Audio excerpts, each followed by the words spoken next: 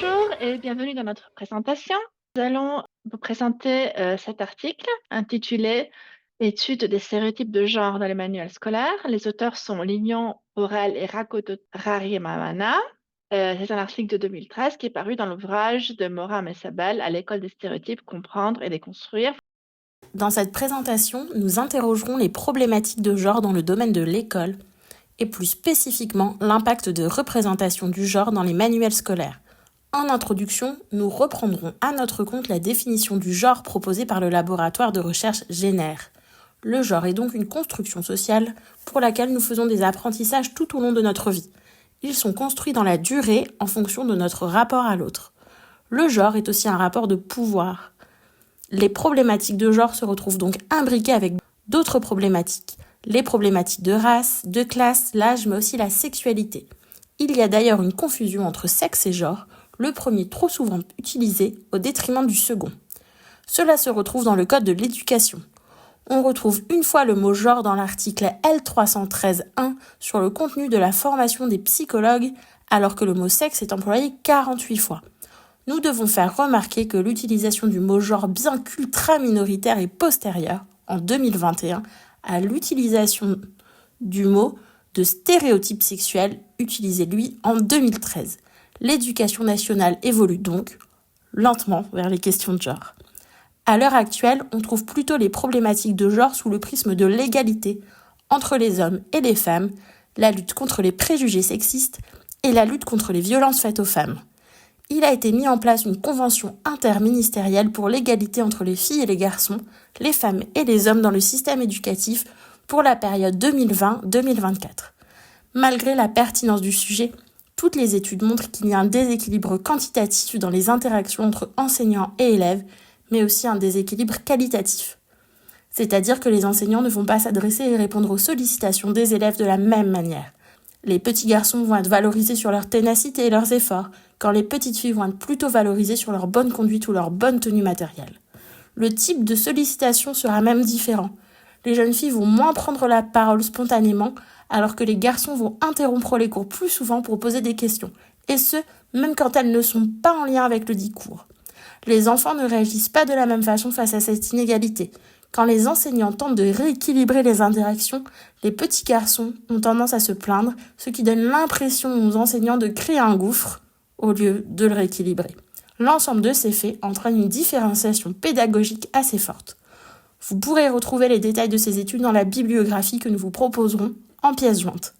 Dans le cadre de cette présentation, nous avons décidé de circonscrire l'objet de notre recherche sur les manuels en nous appuyant sur le parcours professionnel d'Orsola en tant qu'enseignante FLE.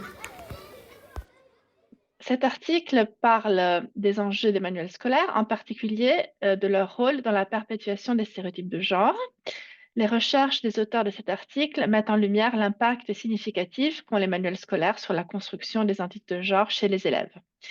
Ils soulignent l'importance de déconstruire pour favoriser une représentation équilibrée et non discriminatoire des genres. Et nous allons voir comment est conduite cette enquête. Donc, il part d'une conception tripartite entre les programmes conçus par l'Éducation nationale et les choix pédagogiques des auteurs enseignants et enseignantes dans les maisons et les maisons d'édition.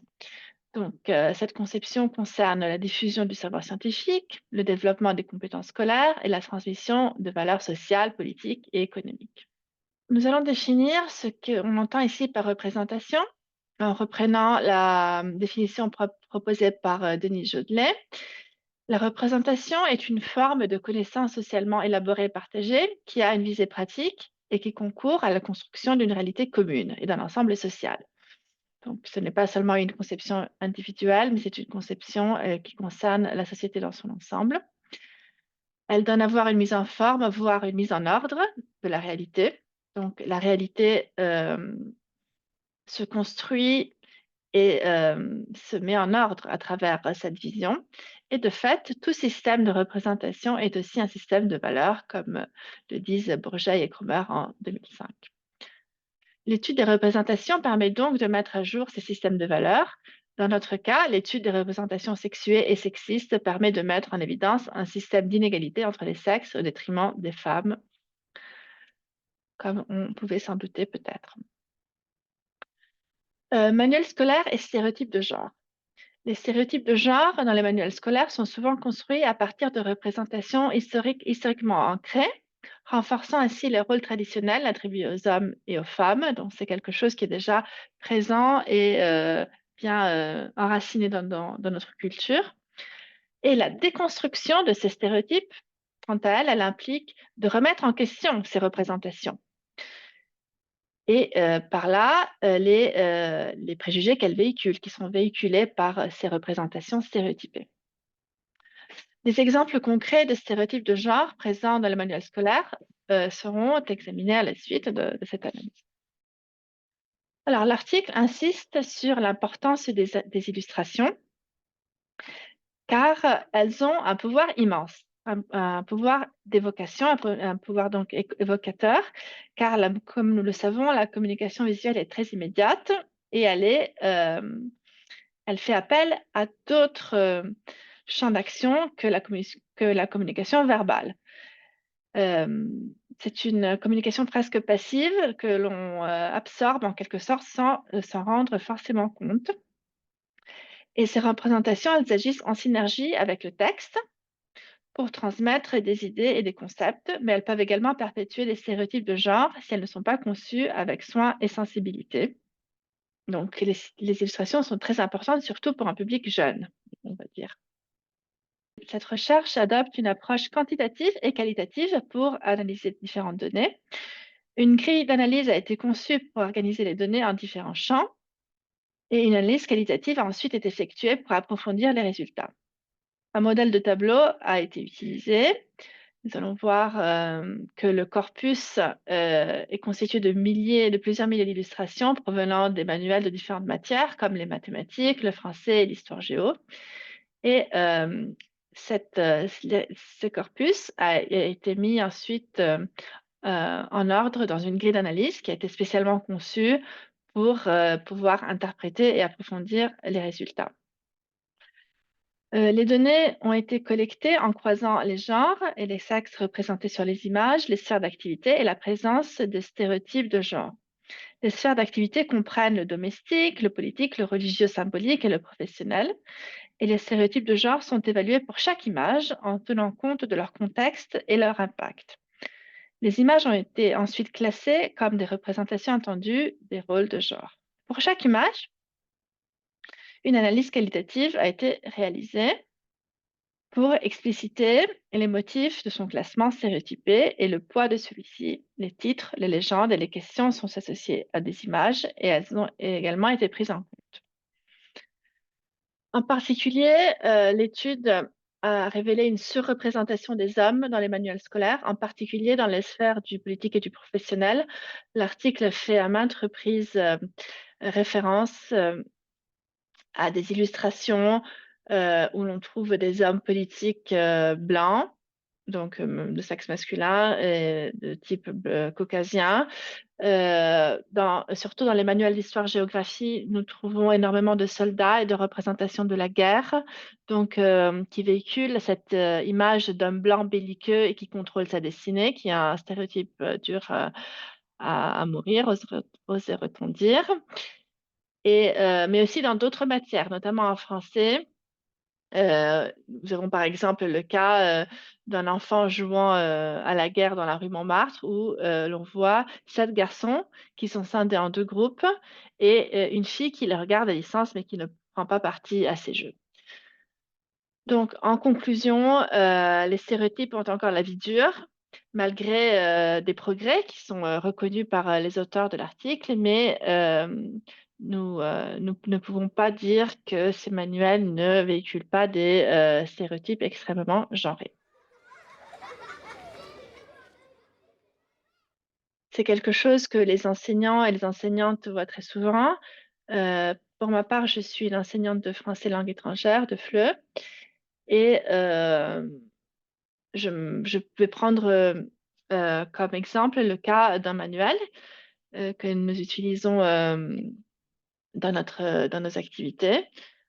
Donc, il s'agit d'un manuel qui s'appelle Macaron.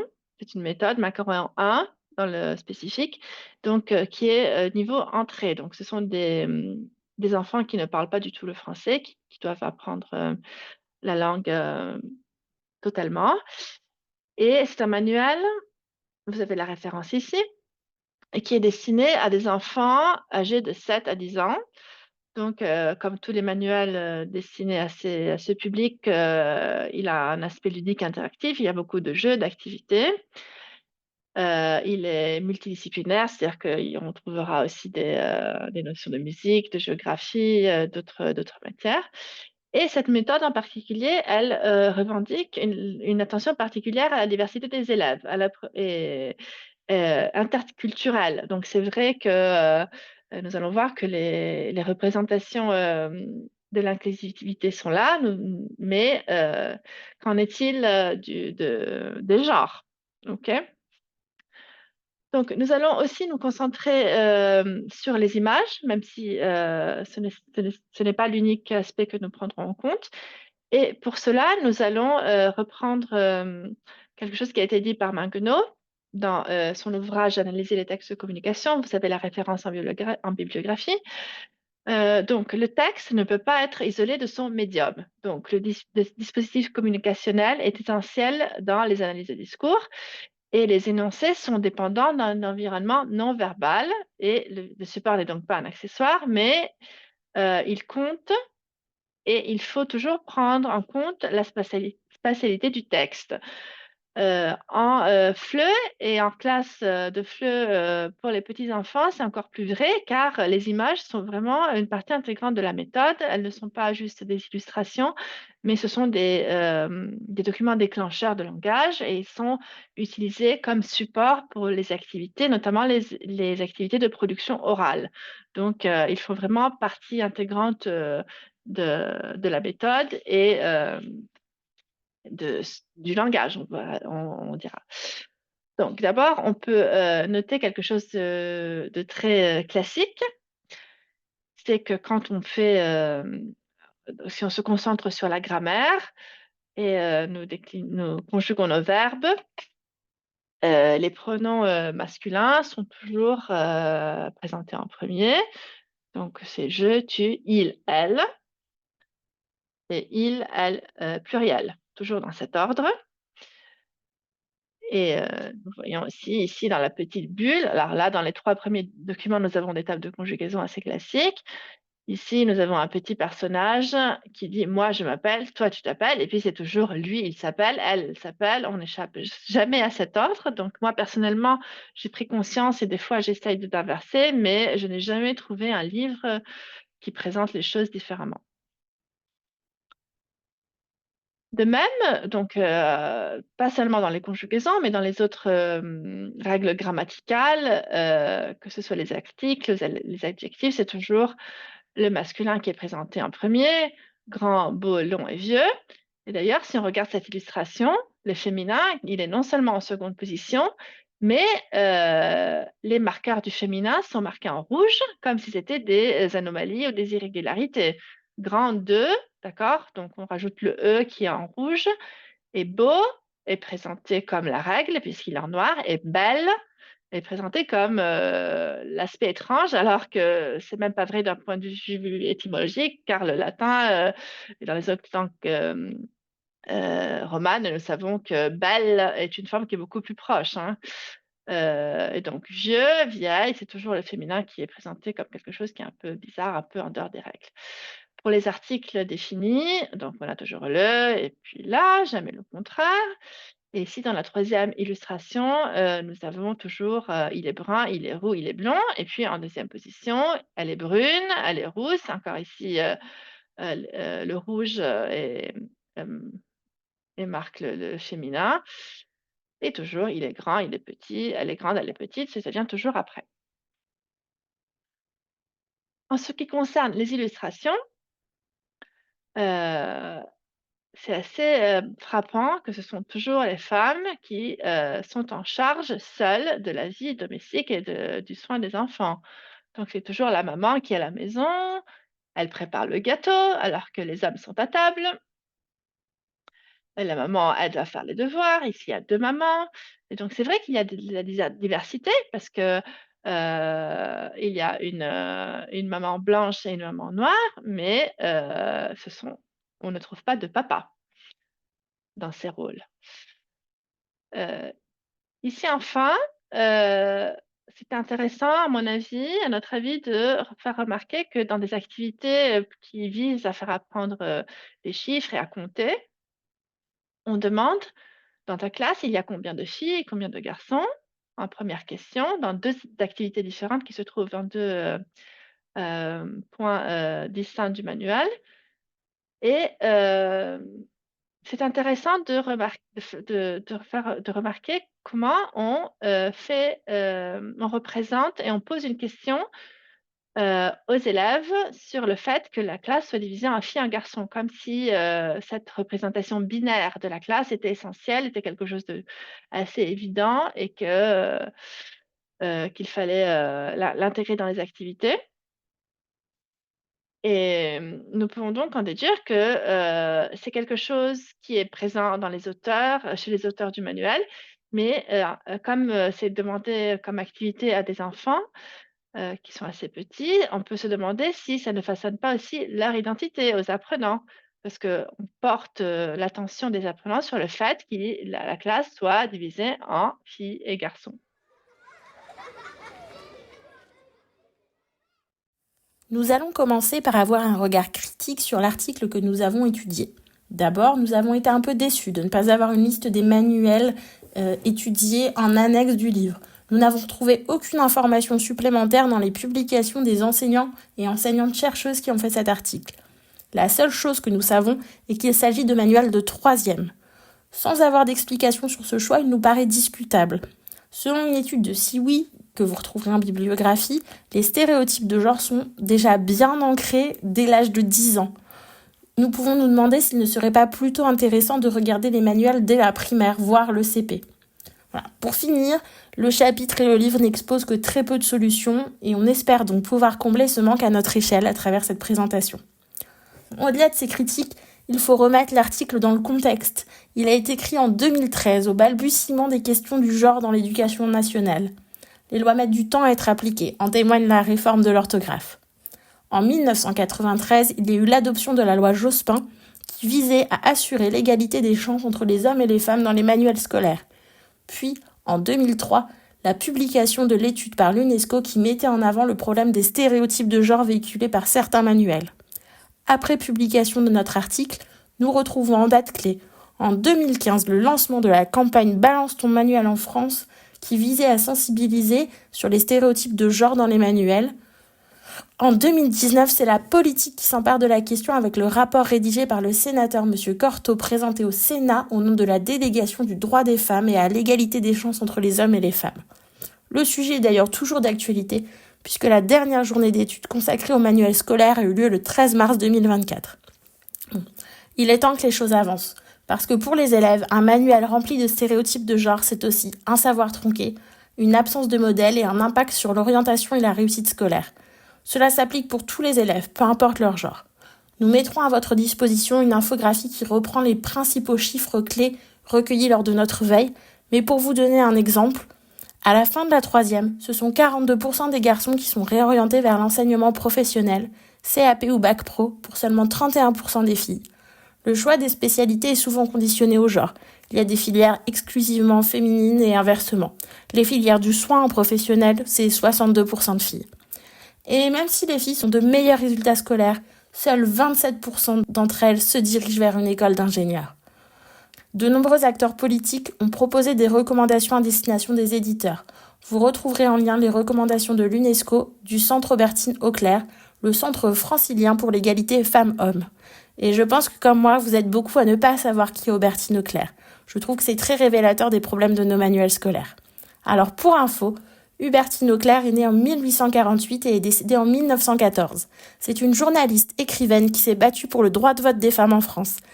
Elle réclame aussi la féminisation de certains mots, comme témoin, avocat, électeur, député. Je vais clôturer cet aparté avec une citation de son cru. Elle dit « Quand on aura révisé le dictionnaire et féminisé la langue, chacun de ces mots sera pour l'égoïsme mâle un expressif rappel à l'ordre. » Reprenons donc avec le dernier lien qui reprend les recommandations du Haut Conseil pour l'égalité. Ce dernier guide s'intéresse à la communication publique et préconise 3 conseils majeurs. Veiller à un équilibre sur le nombre d'hommes et de femmes présentés, accorder le nom des métiers, des titres, des grades et des fonctions en utilisant l'orthographe préconisée, et utiliser l'ordre alphabétique lors d'une énumération de termes identiques au masculin et au féminin. Donc, je vous ai mis en illustration un manuel qui a été publié en 2017 par Hatier et qui a reproduit ces conseils justement. Voilà, vous pouvez le voir, ce sont des éléments très basiques et simples à appliquer. On peut voir l'utilisation de points médians, de termes épicènes comme les femmes et les hommes, et quelques questions destinées à faire réfléchir les élèves. Et malgré ça, ça a créé un tollé. La maison d'édition à Hatier a été obligée de se justifier en rappelant que ça n'était pas un manuel de français, mais seulement un manuel d'éducation civique et d'ouverture sur le monde. Alors, malheureusement, je crois qu'aucun éditeur n'a continué sur cette lancée. Je n'ai rien trouvé sur Internet. L'Éducation nationale a quand même fourni des recommandations pour des manuels avec moins de représentation sexiste. Le groupe de travail préconise de former les enseignants et les cadres de l'éducation nationale et de les évaluer lors des concours, d'intégrer des experts dans les différents conseils, notamment le Conseil supérieur des programmes, et de rendre obligatoire leurs interventions lors de la relecture des manuels. Il demande aussi une analyse des programmes scolaires, c'est-à-dire qu'il préconise de scanner tous les manuels pour avoir une base de données et de pouvoir en tirer des bonnes pratiques, de mettre en place un palmarès des bonnes pratiques et des maisons d'édition avec des labels.